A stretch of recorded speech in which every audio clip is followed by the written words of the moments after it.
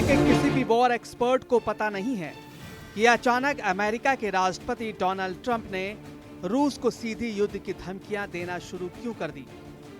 क्या राष्ट्रपति पुतिन राष्ट्रपति ट्रंप के जंगी ट्रैप में फंस चुके हैं या फिर ट्रंप यूरोप में अमेरिका के खिलाफ शुरू हुई बगावत से घबरा गए हैं।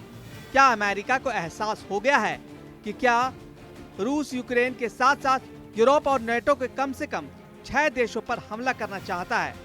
हम आपको दिखाने जा रहे हैं जो ट्रंप 300 घंटे पहले पुतिन की जमकर तारीफें कर रहे थे और जेलेंस्की पर बुरी तरह भड़क रहे थे।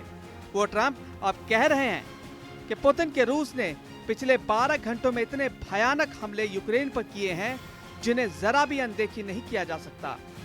हम आपको दिखाने जा रहे हैं क्यों दुनिया के एक युद्ध विशेषज्ञ ने कहा है कि पुतिन ने ट्रंप को यूक्रेन युद्ध में बुरी तरह फंसा दिया है और अब यूरोप का सर्वनाश तय है। रूस के खिलाफ राष्ट्रपति ट्रंप ने अचानक पलटी क्यों मारी, जरा इसे भी समझ लीजिए। 24 फरवरी 2025 को जिस वक्त जेलेंस्की और ट्रंप एक दूसरे पर भड़क रहे थे, उस वक्त रूस ने ट्रंप की जमकर तारीफ की थी। उसके बाद ट्रंप ने जैसे ही यूक्रेन को हथियार देना बंद कर दिया, रूस ने यूक्रेन के कम से कम 10 शहरों और 3 प्रांतों पर जमीनी और हवाई हमले शुरू कर दिए। रूसी सेना के घातक हमलों ने यूक्रेन की चीखें निकाल दी।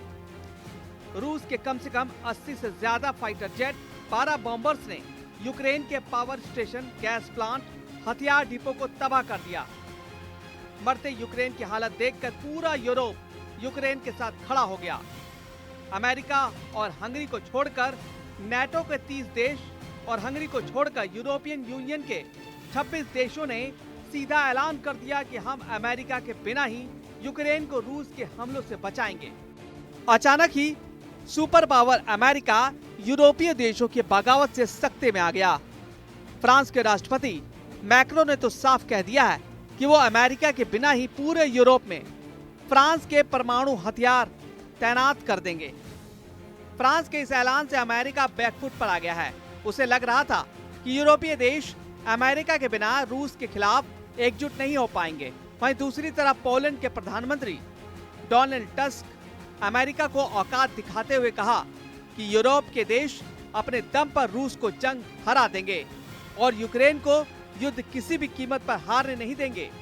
जबकि ब्रिटेन के प्रधानमंत्री कीर स्टारमर ने अमेरिका पर भड़कते हुए कहा था कि हम अमेरिका के बिना भी यूक्रेन का जंग में साथ देंगे।